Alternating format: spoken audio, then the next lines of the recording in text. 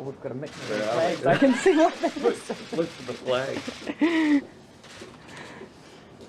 Okay, thank you very much for joining us. We have had a very successful discussion this morning following a week in which there's been meetings not just of our respective ministers, but importantly as well, meetings between the business community of Australia and New Zealand.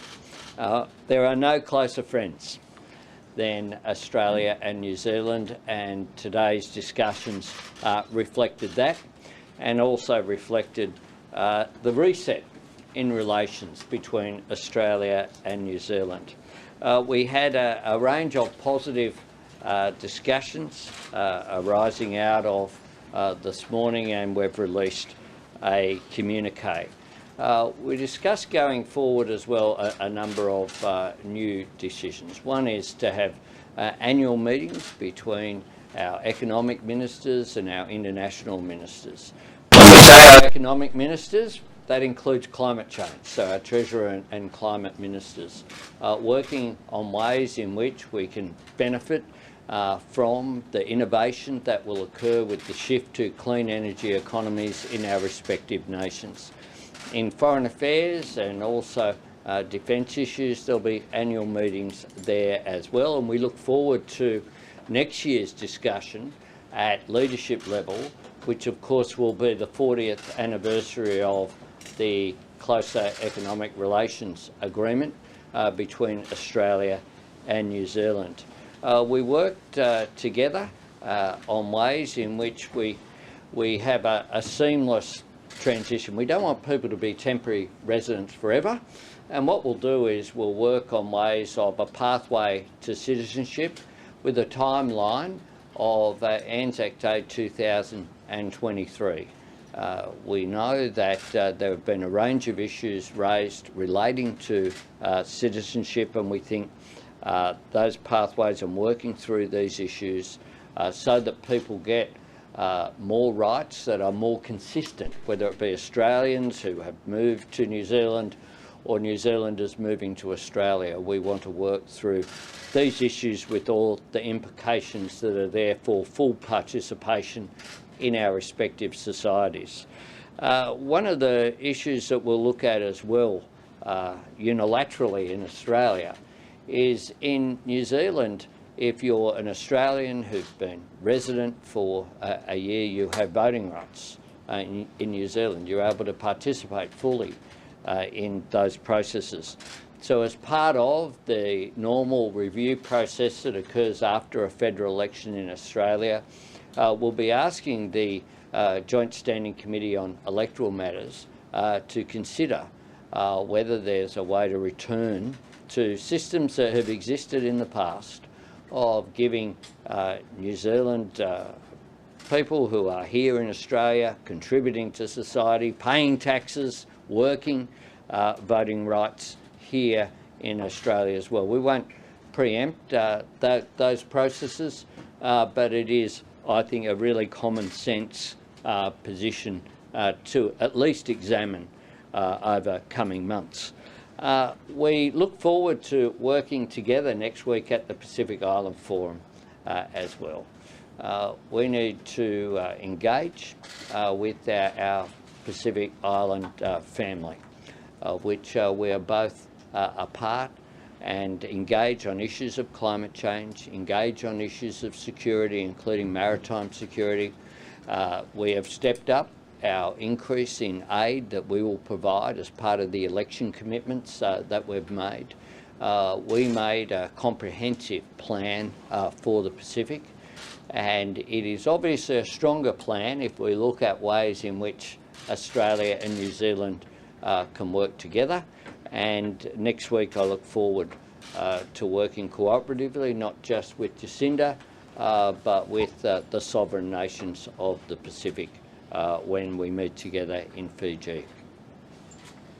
Thank you very much, Prime Minister Albanese. And kia ora koutou katoa, ngā mihi nui kia koutou. Thank you for the chance to come together and conduct a bit of a debrief on what was a really positive bilateral engagement between New Zealand, Australia and some of our respective cabinet ministers It was particularly auspicious for us to be here during NAIDOC Week, and I do want to acknowledge the First Nations people of Australia and the fact that the Indigenous relationship between our First Nations people has been a core part of not only our trade mission that we've undertaken here in Australia, which has been very successful, but also the ANZLF, which has been happening over the past 2 days, and it was a feature of our bilateral discussions today. It's fair to say there's a lot that we can do together to further economic development amongst our First Nations people, as well as the exchange of ideas around furthering relationships there too. It has been a very successful few days for us here in Australia, across Melbourne and Sydney as part of our trade mission. It's really highlighted to me the depth of our economic relationship, but the depth of our relationship generally. And Prime Minister, I felt that very much reflected in the themes that we discussed and the common ground and the shared values that we have. In the last meeting, we described it as an opportunity for a reset in the relationship. And it felt to me today that we've established a work program now that brings to life that reset. And I want to thank you for that. First of all, you have now the commitment from both sides that we will have formal annual bilateral engagement between our Ministers of Foreign Affairs, Defence, Finance and Climate Change.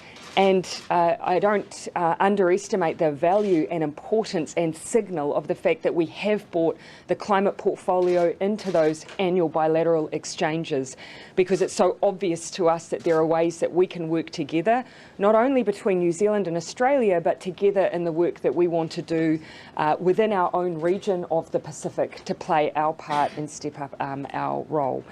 Australia is already the source of significant direct investment into New Zealand around everything from waste management to hydrogen to wind and renewable energy generation. And here, I think that there's a role for us to play in exchanging ideas as we look for innovative solutions to the climate challenges.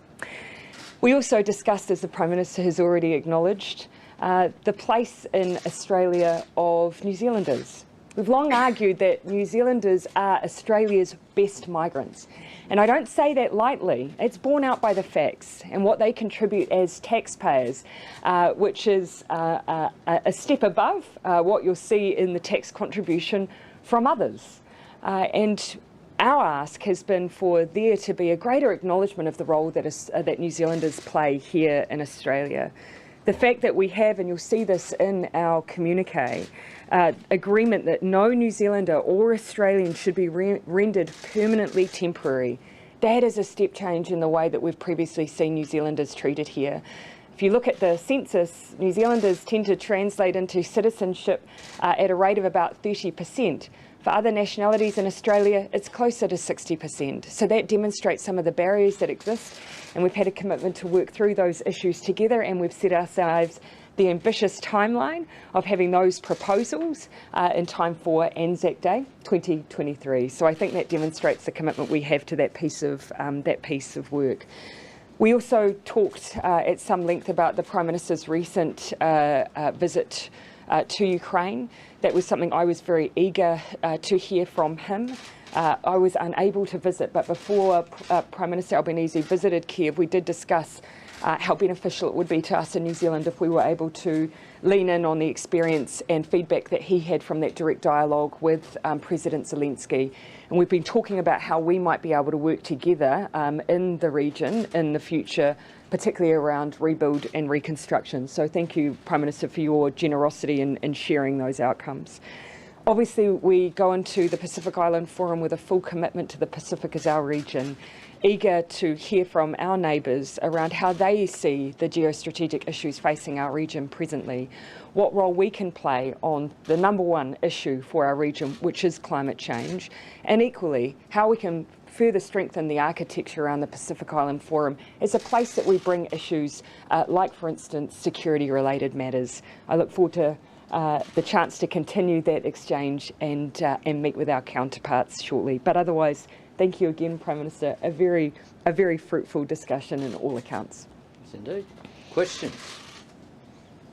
I think that's tended to be one of the reasons that we haven't had a lot of New Zealanders become Australian citizens is that they haven't wanted to relinquish New Zealand citizenship. I may be wrong, but I think it's correct to say that Australia doesn't allow dual citizenship. No, I think you have dual.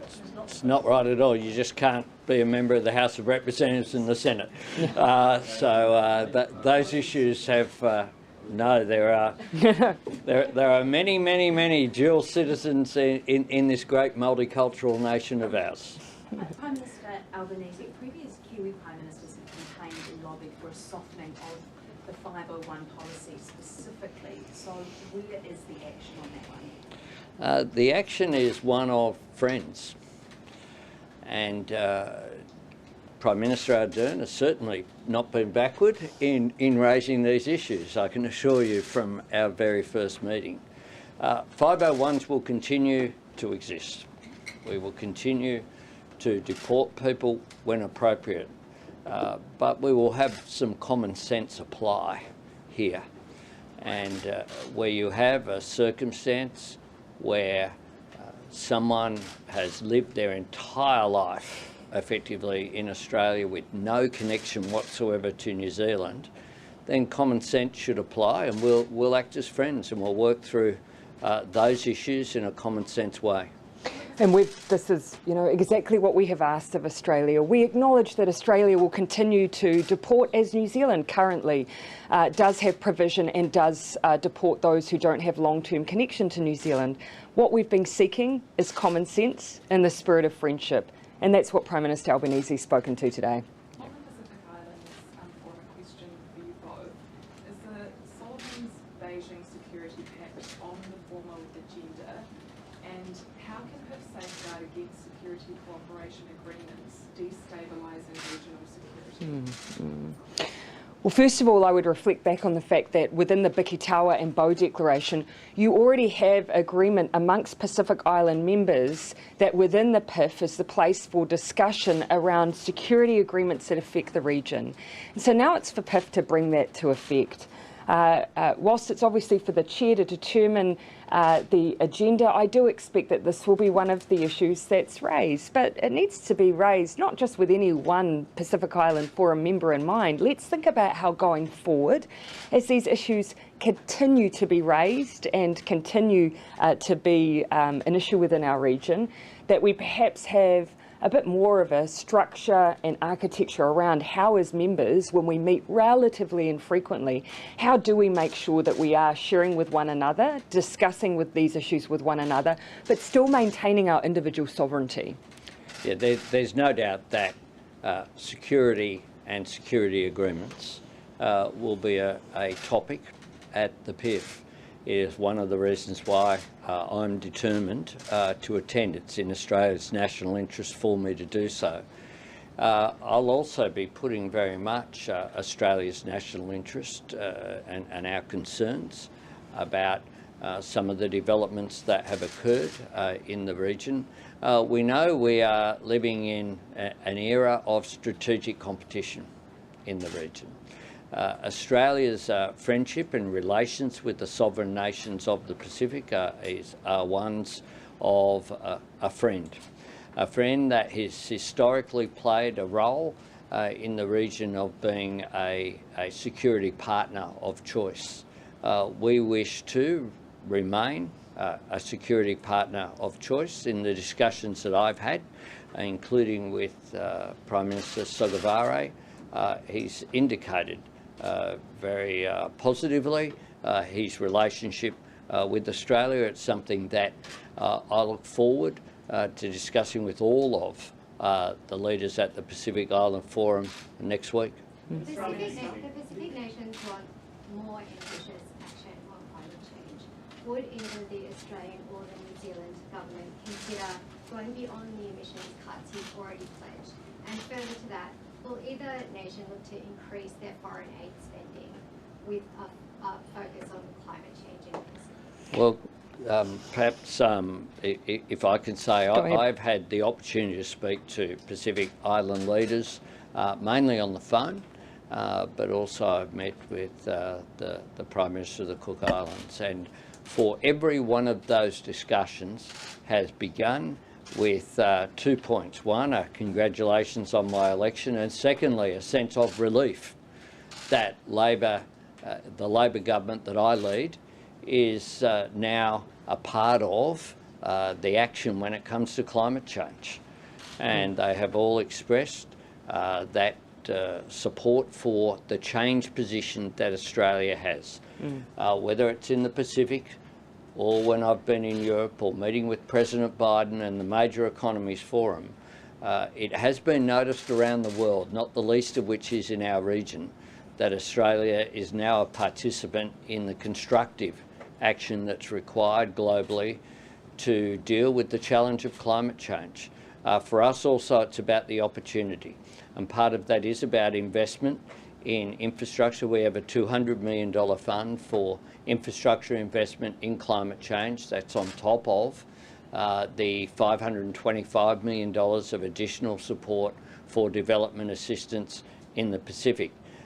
Some of that will also have implications for acting on climate change, because part of development assistance is assisting our Pacific Island friends to transition, to have access to energy which is clean, which is sustainable for them as well. So I believe that our change position will be very much welcomed in the Pacific. We have a clear commitment that we have a mandate for of a floor of 43% reduction in emissions by 2030.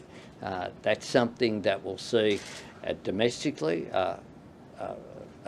a massive increase in the percentage of energy produced by renewables, and it is a position as well that enables us to engage on climate change in the region, not the least of which is, and something we discussed this morning, is Australia's bid to host a future Conference of the Parties on climate change. That's something that we've said we will host in partnership with the Pacific as a joint bid, and I'll be having those discussions in Fiji. We intend to go ahead with the bid, and how we participate and bring in the Pacific Island states in order to ensure that they can be engaged and involved is something that I believe will be welcomed. And look, here I would just highlight again the commitments that New Zealand has already made. We too have increased our ambition with our nationally determined contribution increasing to 50%. We of course already have our zero carbon legislation and goals. We've recently released our emissions reduction plan, which comes with over $2 billion worth of funding committed at this stage to implement that plan. We have our goal to be 100% renewable in our electricity generation by 2030, to price agricultural emissions the first in the world by 2025, and have a carbon neutral public service. And when it comes to our commitments into the Pacific, we've increased climate financing to $1.3 billion and committed at least 50% of that into the region. Now I think now it's not just about the pledge, it's now about making it happen. It's now about seeing that through into projects that are supporting our neighbours for predominantly, of course, mitigation, but where they seek it, adaptation. And so now my sense is that it's very much about building our ability to deliver on those programs, because, of course, COVID has been prohibitive in our ability to further develop the business cases for the projects that already exist, develop up additional projects to help us get some of that climate financing out the door. So it's now about the delivery. We've obviously had a bit of a head start having been in government for a few years, but we want to continue to up our game in the region, and I think that's what the Pacific are looking for. Yeah, here and then here, yeah. Oh, sorry, we'll alternate. Kiwi, Aussie.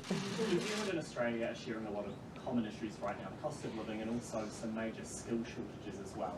Mr. Albanese, you campaigned on boosting nurse numbers, particularly from overseas, enticing them here. Do you want nurses to move from New Zealand to Australia? Oh no, that's a hard no. It's a hard no.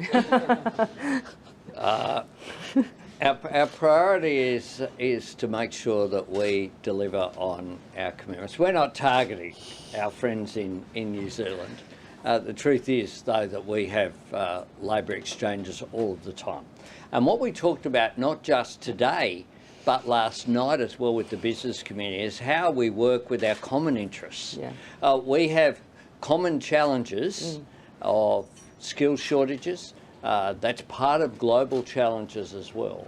And what we want to do is work together so that we're achieving outcomes that benefit both New Zealand and Australia rather than competing against each other. Yep. That's one of the reasons why we engaged here today so constructively. Yeah, and a great example is that we have, significant large-scale infrastructure projects often on both sides of the Tasman. Often there are skill sets here that are very unique, very specific, and it's not unusual for those skill sets to be shared ad hocly between countries. How can we perhaps be a bit more coordinated in some of that work? So there are tangible examples, but I think New Zealand and Australia are not unlike the rest of the world. There are some areas globally, be it mental health or just health practitioners generally, where you see a number of countries now seeking additional skills. Australia and New Zealand is amongst them, and of course it's in our interest to just continue to grow that pool.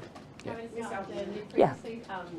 Said that it's wrong to position the Pacific as picking sides, but clearly China's interests don't align with Australia and New Zealand. Is this a sign that New Zealand is softening its stance on China? And for Mr. Albanese, do you agree with Prime Minister Ardern that the Pacific shouldn't pick sides? Well, so the short answer to your question is no. And if you look at the context of the statement I was making, it was an acknowledgement that within our region, we've had the presence of the UK, France, more broadly the EU, China, Japan, New Zealand and Australia for a number of years. The presence of multiple donors,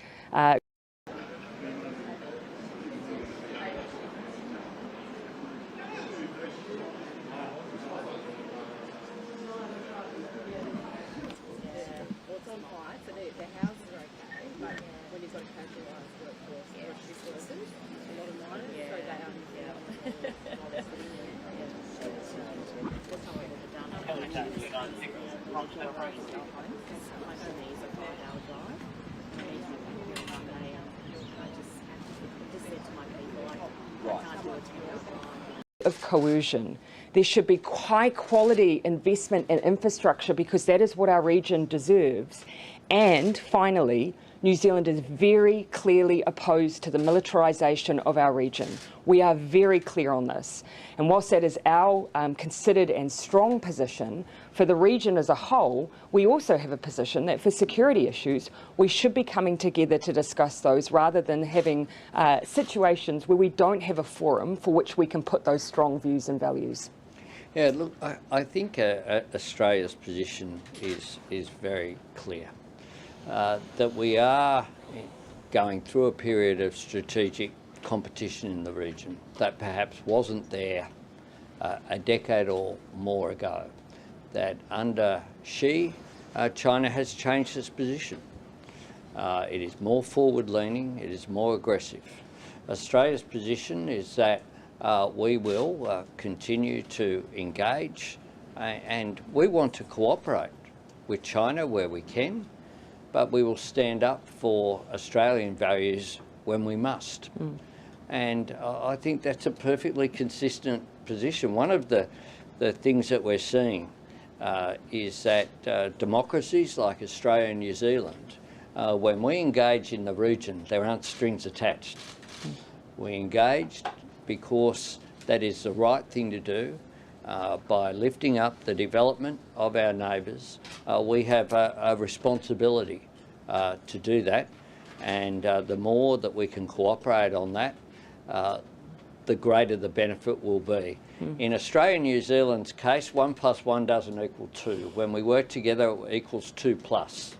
And what I want to see with the reset of the relationship is us working together in as many ways as possible, because we have such common interests and common values, and indeed common populations quite often as well. There's such a seamless move between our two nations, and that's why this relationship is so important. I think we've got the...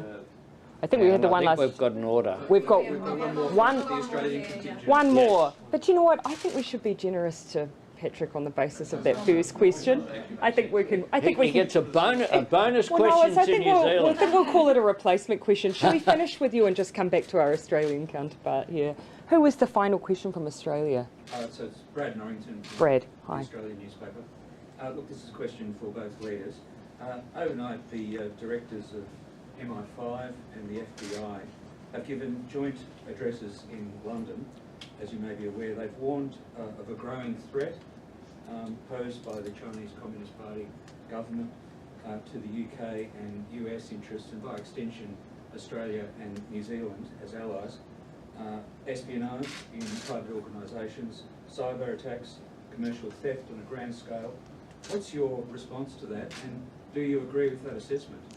My response is very brief. I was asked a similar question over what I believe may have been a meeting that may have been yesterday. At least I was asked the question yesterday. Look, obviously, this is a meeting between those two parties, but when it comes to New Zealand's national security priorities, we're very transparent about them. They're listed on our website under the Department of Prime Minister and Cabinet, include foreign interference, cyber security issues, a number of other areas in which have been touched upon today, but that is not a departure from the national security priorities that New Zealand already has and is very open and transparent about them. Cybersecurity and foreign interference is a massive issue, and it's something that's impacting governments. It's something that's impacting the private sector as well. And we need to work with our security agencies, as we do, in defending Australia's national interest. The first part of that is identifying where issues arise, and we've done that. I think that's been done in a bipartisan way. If you look at the increased funding for the Australian Signals Directorate, for example, and the work that they do, that's absolutely critical. We live in a more insecure world. That is why we will need to, over a period of time, increase our defence spending. When we talk about defence spending, sometimes that's military hardware, but increasingly it is in other areas of attack that Australia, both the public sector and government, but also private sector organisations, are subject to. When I've had meetings as well with private sector businesses in Australia, that's been a common theme. Ransomware attacks, for example, are becoming more common in this country as well, and it's a massive cost. It's something that from Australian citizens right through to our national government we're very conscious of. And Prime Minister, if I may, this is where we have to look beyond geographic boundaries. I mean, even the war between Russia and Ukraine, their invasion was coupled with very much a cyber-based warfare at the same time. This was not just a traditional conflict by air, by sea and by turf. It has been coordinated with a very deliberate cyber-based attacks as well, and a very concerted disinformation campaign. And so I think increasingly, despite our geographic positioning in the world, and this is where Prime Minister Albanese's visit into Kiev is relevant to us, because we can see these issues and behaviours transcend national boundaries. We need to learn from them. We need to make sure that we're incorporating them into our national security work. With respect to CDR, I just wonder whether at this stage of the 40th anniversary next year, you yet have a clear sense of where the most significant opportunities are. Good question. Where might they be? We did have a discussion around the fact that coming into the 40th anniversary, it would be timely for us to reflect on whether or not there are options to continue to show that we are adapting and modernising our arrangements. Here, two clear examples, and again, we're just going to give ourselves a bit of time to work through some options as we come into the 40th. But I think that there are options in the digital and sustainability space. So those are two areas that I'd like to do some exploration. We've got good examples of existing economic instruments that New Zealand is using elsewhere. Let's just give a little bit of examination as to whether or not that's an area where we could be reduce a bit of friction in the relationship to truly give modern life to the theme of a single economic market. That's exactly right. I mean, one of the themes that I've said that the new government in Australia will be focusing on is productivity. And we'll be convening a Jobs and Skills Summit here in Australia with Australian-based businesses as well as unions. But one of the things that came through to me last night with the ANZLF as well as this morning is that when we talk about our respective national interests, there's so much common interest between us. The truth is that most businesses which operate on one side of the ditch operate on the other side as well. And how we get that economic benefit from growth and jobs for each other is something that we do have the opportunity to really focus on with the 40th anniversary of the CER. We spoke today about how important next year's gathering will be. It's in New Zealand, being hosted there. It'll be a good time. And it will be, Jacinda's promised, a much better time than we've received here. There'll be whole celebrations and the full bit. But it will be important because I think that together we're stronger. And the economic basis of the relationship when it comes to climate change, for example, we talked very specifically today, for example, about electric vehicles. Electric vehicles are going to be purchased by the New Zealand government, by the Australian government and by the respective state governments. The state we're in here now, New South Wales, to give credit where credit's due, the Perrottet government have a very forward-leaning position in terms of government procurement and using that to drive the take-up of electric vehicles through the system. Now, if we're all competing against each other for procurement at the same time, we'll end up paying more for it than if there's cooperation between Australia and New Zealand. What's more, if we're looking at the potential that I certainly see Australia having of stepping up industry policy and manufacturing in the renewable sector, then that, if it's combined across our two nations, could have a much more positive economic outcome as well. So I really look forward to next year, but I look forward to cooperating next week and to regular engagement with the Prime Minister, but also I know that my ministers are in contact with Prime Minister of New Zealand's ministers as well on a regular basis. So Jim and Grant, for example, will continue to chat with each other on the phone. We're almost in the same time zones. It's much more easier for us to cooperate than it is across the other side of the world. And today's meeting was an important step in resetting the relationship and was very positive, and I look forward to it being even more positive into the future. Thanks very much. Thank you so much. Thank you. Prime Minister, do you know how many more voters we could have in Australia if this could...